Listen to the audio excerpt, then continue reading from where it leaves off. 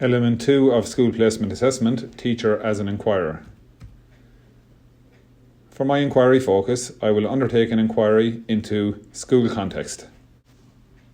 Rationale. With so much change and challenges presented to schools and indeed teachers during this period of school life, I have decided to inquire into some aspects of school life that have been changed, possibly permanently, due to current COVID-19 situation. Never has life been so challenged and affected by global events. On a macro level, we have seen travel being restricted, communities being locked down, and our elderly friends and relatives cocooned in their homes for large periods of time. But how have vital elements of school life changed on a micro level due to the pandemic? And with this change, how can the school community react and adapt to these challenging times? Using this backdrop as a template, my focus points for this Teacher as an Inquirer exercise will be: 1. How has COVID-19 affected the school's sense of community? 2. How has COVID-19 affected teaching strategies in the classroom? Focus.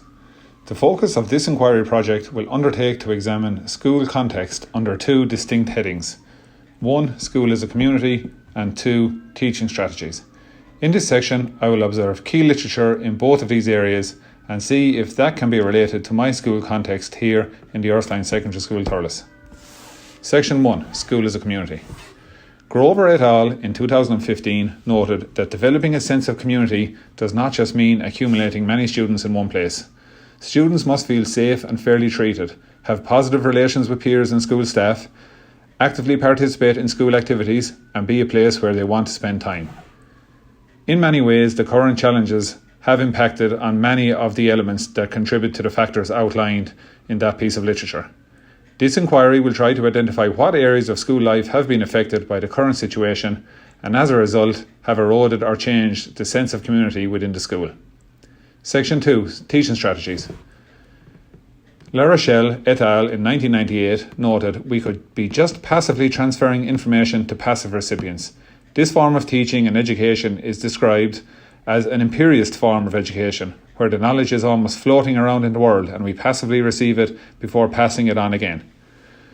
But in opposition to that, Leinhardt in 1992 noted an alternative and indeed more aspiring approach to teaching is the constructivism approach, where a student's prior knowledge is acknowledged.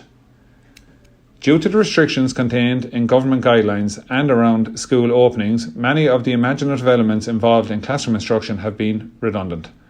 With the focus on social distance and single student desks, many of the features outlined in the literature already mentioned have proven difficult to implement.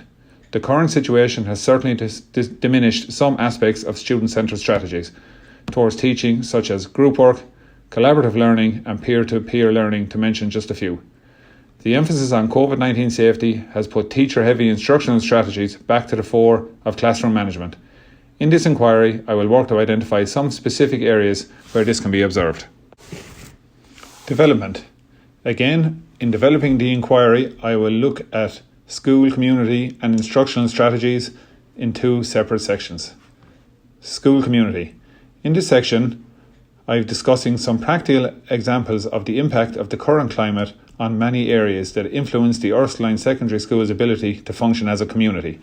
Identified in much of the literature in relation to the school environment's ability to foster a sense of community, we see school activities and student participation in them as being crucial in developing an element of community within the school. I will look at some specific examples and explore some possible solutions. Start of year mass. This has taken place every year since the school was founded over 100 years ago. It's a vital part of fostering the Ursuline tradition into the school community. Due to the current restrictions, a physical presence in the church was unable to happen this year. School show. This was the first year in over 40 years that the school show did not go ahead. Traditionally, it functioned as a mechanism to bring the entire school together to create, produce and star in the event. This year, I noticed that it left a huge void in the school and it is proving very difficult to fill that void. Sports. Hockey and camogie are so prominent in the school and are a major part of the school community. It normally fosters a whole school approach in supporting and playing, but during these times all competitions have been cancelled. Student relations. Breaks and lunches are now heavily segregated for social distancing and health and safety. No mixing of classes can occur and therefore no real relationships are developed across the year groups. Section 2, Teaching Strategies. In this section, I will discuss some practical examples of the impact the current climate has on many areas that influence teaching strategies. Best practice in this area has long since moved away from a teacher-dominated classroom in favour of a student-centred approach. Literature in this area has a large focus on harnessing students' prior knowledge and experiences while integrating that into a cooperative classroom where ideas and experience are shared in a positive learning environment. Some real examples of the current climate affecting these elements of instructional strategies are group work. Group work is limited as singular desks with social distancing is required. Off-campus educational trips. These are curtailed due to the COVID-19 situation, so real practical knowledge is now unavailable to students. Labs and kitchens not operating as before. Due to the current restrictions, practical demonstrations by the teacher only are the norm in labs and kitchens. Real hands-on learning is now lost due to this. So for this section of the Teacher as an Inquirer, we're looking at new learning or feedback, okay? And to make a little bit more sense of my chosen issue, I'm going to have a chat with one of my colleagues from the school here in the Ursuline. Teacher's name is Dan Kirby, and he's an experienced English and history teacher here in the Ursuline in Thurles. And he's also extremely active in extracurricular work here in the school in all areas. So Dan is in the perfect position, if you like, to offer his opinion on the two main topics of my inquiry. So check out Appendix 1 for that conversation with Dan. New actions. So in outlining in detail in this Inquirer project some of the very real issues in relation to COVID-19 within a school context for school community and also for teaching strategies within the classroom, next step is to take some real and substantial steps to address some of the possible issues. Okay, so in relation to community and sports, okay, as already mentioned, hockey and camogie are so prominent in the school and a major part of the school community.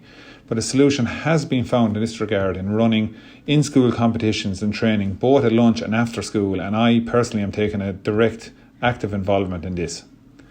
In terms of student relations, breaks and lunches have been heavily segregated for health and safety reasons, no mixing of classes, and it's had a direct effect on relationship building across the year groups. However, to help address this, I am in the process of working with some colleagues in the school to design a cross-junior cert year buddy programme which aims to help and foster student relationships across the junior year groups. Teaching strategies have also been affected, as already outlined in this Inquirer. With desks in classrooms limited to singular desks and social distancing required, it's had a very real effect on teaching strategies. Some of the solutions I've been involved in developing, and will continue to do so going forward, is a flipped classroom approach for student learning going forward.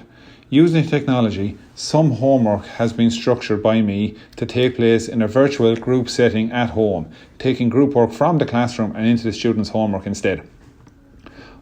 Even though there are some limitations in this in terms of access to technology and reliability of internet at home, overall it has been a positive aspect, and using breakout rooms, group work and group chat has been possible in a virtual setting. Also, off-campus educational trips, as already mentioned, have been unavailable due to the COVID situation. One solution I found to this was virtual shows. And in cooperation with the Mill Theatre in Dublin, I was able to virtually stream the play Eclipse from my 6th year Leaving Cert class directly into the classroom. This was a huge success and gave real substance to their comparative studies in this area. In labs and kitchens, we also have the same problem where practical demonstrations have not been possible. One solution here that I'm exploring, and again working with some colleagues here, is also a flipped learning environment. The idea would be for students to follow teacher tutorials online and attempt practical applications of experiments, baking or cooking at home under parental supervision. We're in the early stages of developing this, and it is still an ongoing project, but it has real potential.